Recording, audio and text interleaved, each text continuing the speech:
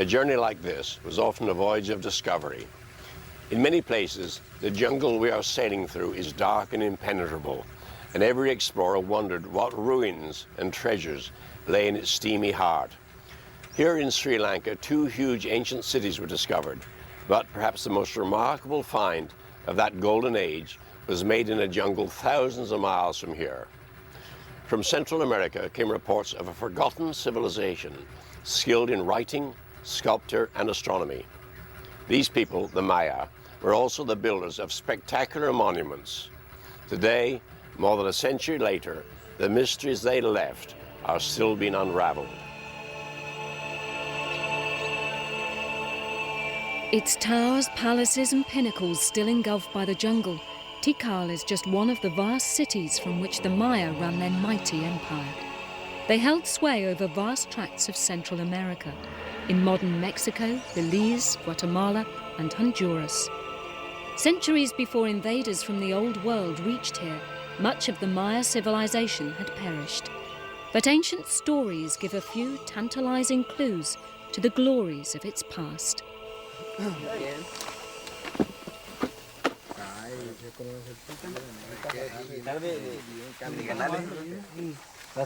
These men are the guardians of one of the Maya's most treasured traditions. Great plazas dominate the landscapes of the ancient cities. They are ball courts. But the game here was more than sport. A hallowed ritual, its outcome was literally a matter of life and death. These men play just like their ancestors depicted on ancient Maya pottery.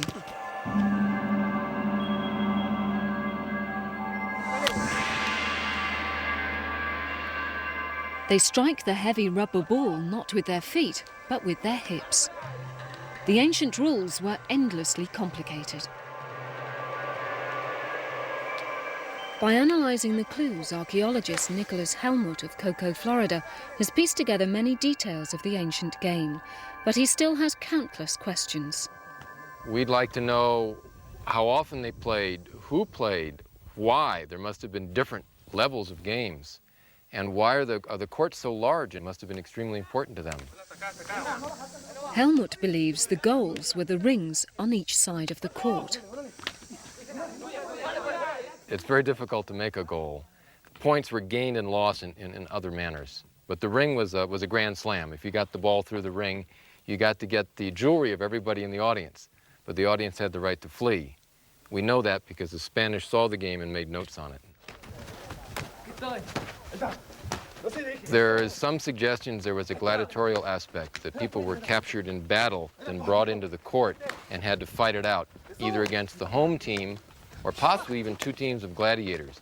It was definitely more than a game because the court was considered a temple. And of course, at the end of the game, 1 or more people of the team was sacrificed. It was literally a game to the death. To Helmut, Maya art poses one last unanswered question. Players of the past are shown wearing a strange yoke-like belt around their waist.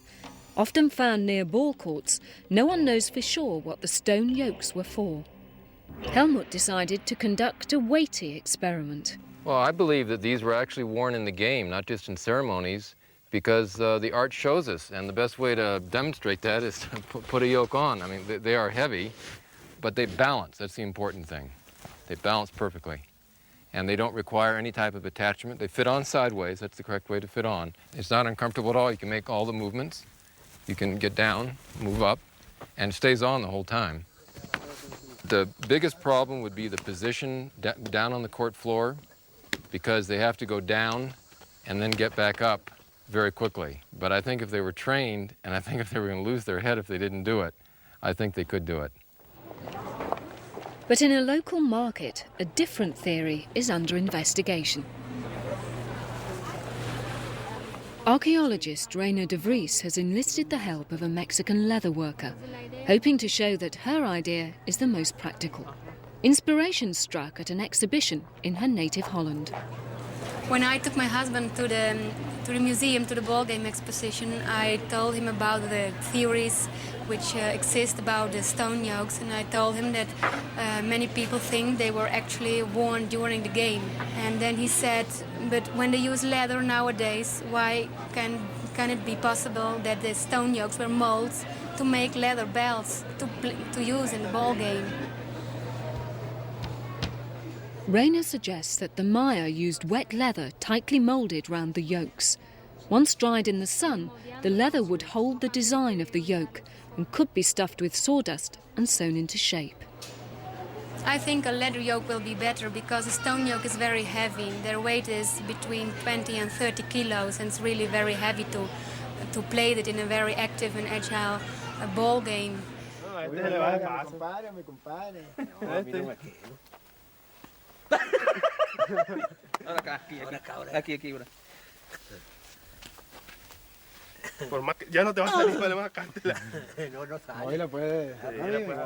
slimline volunteer puts Helmut's theory to a practical test.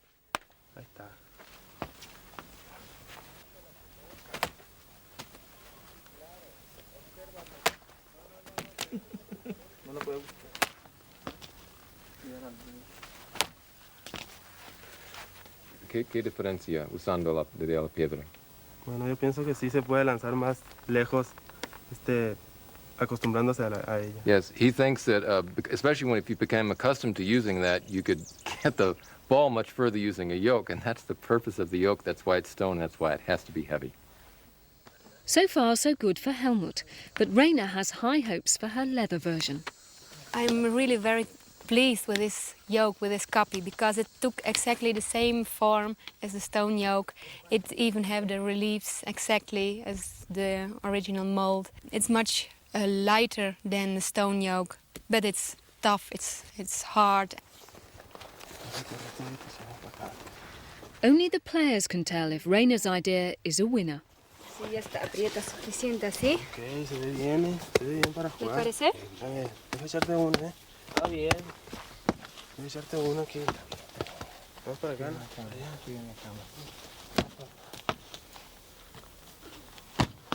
Uy, ¿cómo suena? ¿Está bien? ¿Se siente bien? Just a few hits and the leather is dented out of shape.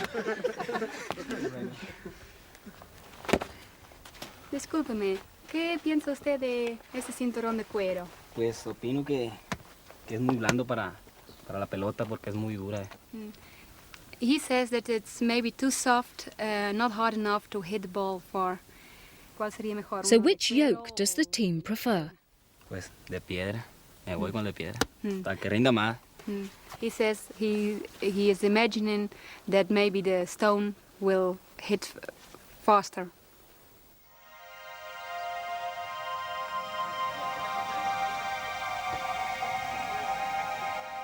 Knowing the popularity of human sacrifice in ancient South America, one wonders what happened to the losers in this game. There's even a theory that the winners were eager to be sacrificed so that they could go straight to the Mayan heaven. I'm happy to offer either version to any TV station which is losing ratings on its sports coverage. Well, it wasn't too difficult to discover the purpose of the ball courts, but much more puzzling are the curiously shaped pits scattered throughout the Mayan cities. The pits are known as Xultuns. At Tikal, they're found all around the edge of the majestic ruins, concealed by the encroaching jungle.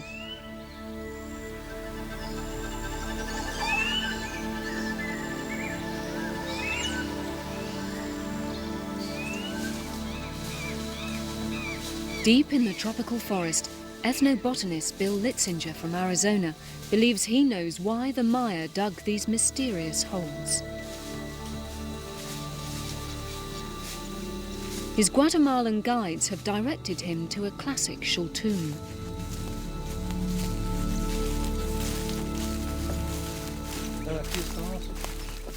Clearly man-made, the pits seem to have been designed with a purpose. A Xultun is a hole that the ancient Mayas made around their dwellings. Generally, they're about 2 meters deep, and the chamber is maybe 1 meter to 1.5 meters high inside. Most people believe that the Shultuns were storehouses for food, hoarded against times of famine. But they are hot, humid and popular with bats. Litzinger has his doubts. When we do find them, we often find 4 or 5 at one house, and then the surrounding houses have none. And that doesn't really seem to make much sense when you're thinking about storing food. You'd think every house would have its own storage. Some people think that they were used for trash or latrines, but none of these ideas are supported with good evidence. An expert in brewing and winemaking, Litzinger believes the Maya made a virtue of the Shultuns' fetid atmosphere and used them as fermenting chambers. Following an ancient recipe, he hopes to brew Mayan honey wine. Put it into the Hoya. I think that's good. A couple of handfuls of these flowers. This is hibiscus flowers. We'll put plenty in there. Now I'm going to add the yeast, which I've already mixed up in some water here. I'm using a lot of yeast just to give it a good start. Litzinger is risking his health in the name of science. The bats that inhabit the Shultuns can cause serious disease, and a face mask is his only protection. Okay.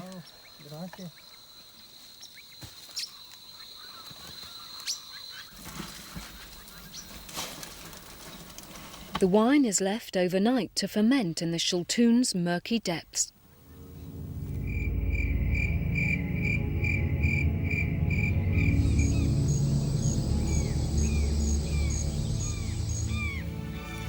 Next morning, happy hour comes early.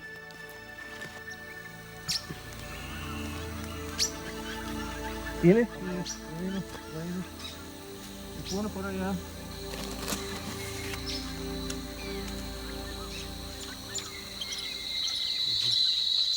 Well, it looks good, and I think we had good success, and I think really the proof is in the tasting. So why don't I just give it a taste?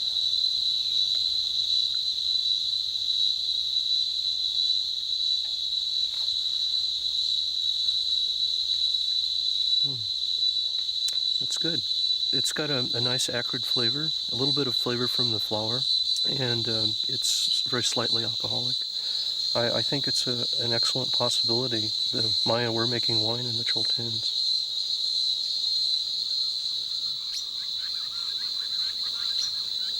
Unlike most ancient peoples, the Maya left masses of writing and covered their cities with inscriptions. If we could only read all of them, we would have the answers to many mysteries. One of the key breakthroughs in cracking the Mayan code has come from a unique combination of archaeology and gastronomy.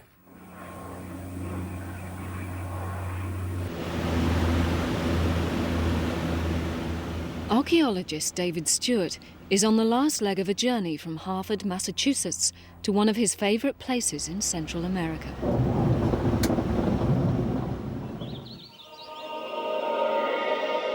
Hidden away in northern Honduras is the ruined city of Copán.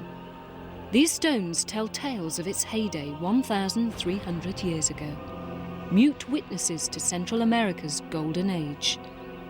Carved lettering called glyphs is everywhere. These messages from the Maya have lain unread for centuries. Copán's most famous symbol is a history book written in glyphs. Carved in stone, the hieroglyphic staircase holds the secrets of a civilization.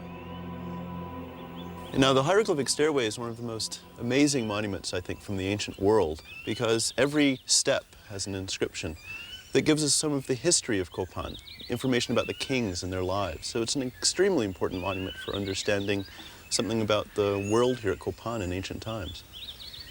There are signs that are very pictorial that are representing animals and faces and body parts, and they combine together to spell words, essentially.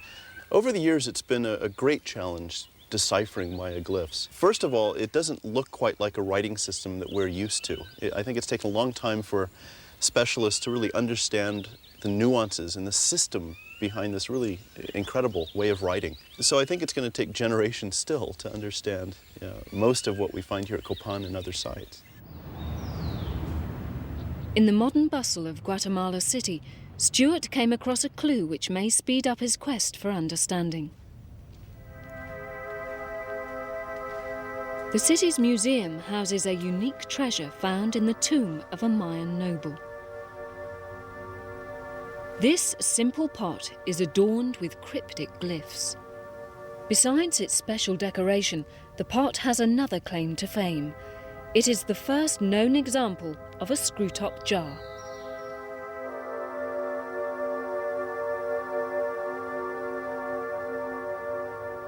The glyph that first caught my eye was one over here on the lid, which is seen right here. And this is a glyph that we find on all sorts of Maya vessels that basically says his drinking cup. But in this case, they added some extra information, because as we read around the lid, we find here that it's beginning to give us the recipe of the contents. This first sign that you see over here, this comb-like element, was first recorded by the Spanish back in the 16th century, and that is the syllable ka. A little detective work in recent years has shown that the ka sign, this comb, can also be written in the form of a fish. So we read both of these as the same sound, ka, ka. And then the last sign below it, right here, we know from other lines of evidence, is pronounced wa.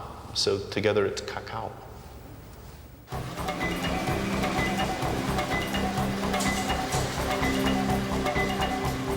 Stuart knew cacao was the Mayan word for cocoa. He also knew the one place he could find confirmation: Chocolate Town, USA. Hershey's senior research chemist is Jeffrey Hurst.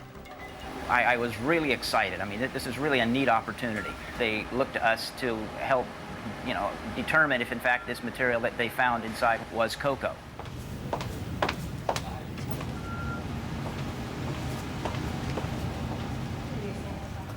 Stuart sent Hurst scrapings he found at the bottom of the pot. I opened the box and found a number of vials of material that surely didn't resemble cocoa to me from my first look. The anonymous brown powder was subjected to a battery of tests to determine its composition.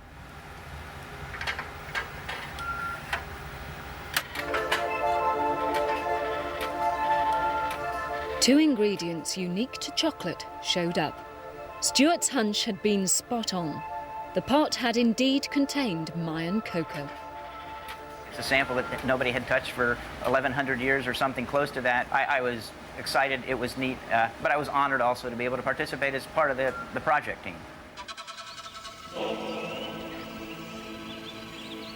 Reading the glyphs and being able to decipher them is, I think, a real key to so many aspects of Maya civilization. Not only reading the history, the names and dates, which is kind of a dry aspect of it, but also, we can learn so much about Maya religion, Maya ritual behavior, their society at large. Not just about the kings, they're talking about bigger issues and bigger questions that concern them. And what's so important is it's their own voice. We're really bridging a gap of 1,500 years, listening to what they had to say about their own civilization.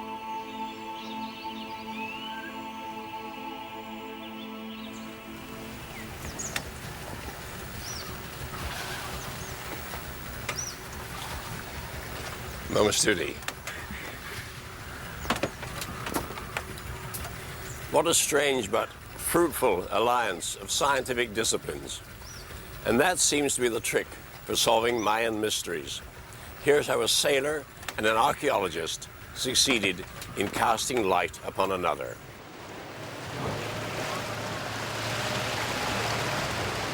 One of Mexico's most dazzling beaches lies beside the ruined Mayan city of Tulum.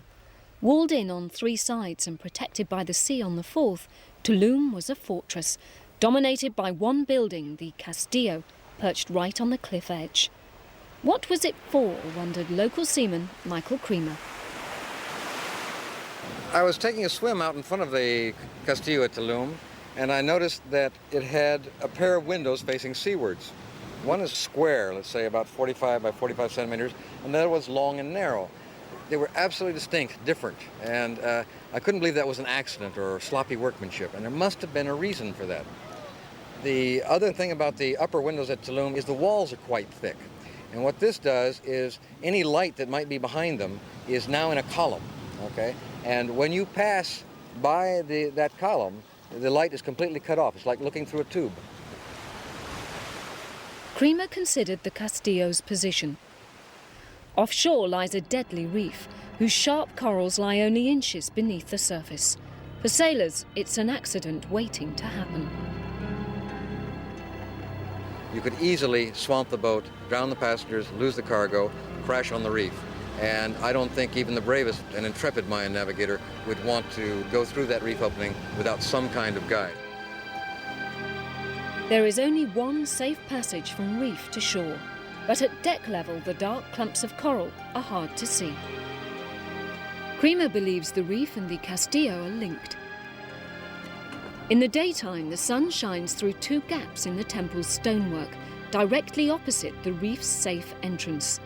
Creamer's hunch is that the upper windows were used after dark, that the temple doubled as a lighthouse. On shore, Creamer's wife Greta and Mexican archaeologist Pilar Luna will be lighthouse keepers.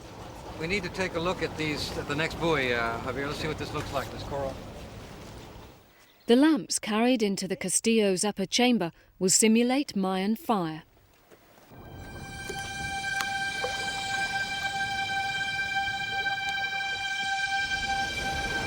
Okay, we're in good position now. Please turn the lights on, Pilar. Please turn the lights on. Okay.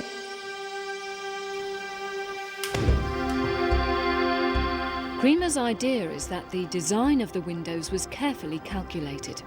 He expects that both lights can be seen together only when it's safe to turn. A Mayan canoe of the year 1000 would be looking at the Castillo and hoping that somebody remembered to turn on the lights. As we approach, we'll first see a light showing up in the north window, in that wider window I talked about. And then, when the light begins to appear in the second window, then we know we're in the safe channel. That's the moment to make the turn. Just coming up now in the wide window. Can you see it? Okay, well, just in a minute, the next window will appear, and it'll be time to put those oars and paddles in the water and make your turn. Here we go. There we are. Now we're in it. We're in the channel. Now, you can also see that the day signals are still functioning with a little sunset behind them. I believe you can see that. But the acid test comes in the dark of night. Creamer hopes the lights in the two windows can be trusted to guide him to shore. Here we come. Now, we hope this works because this is going through the reef. Here we go. Ready? Here it comes. Okay, go. Make your turn now, Javier. Very good. Now, you see how the lights are equally brilliant? Keep them exactly like that. Very good. Okay, you're right on it. Right on the money. Very good. Okay, you see those two lights still? Okay. Same intensity. That's perfect. Perfect. Okay.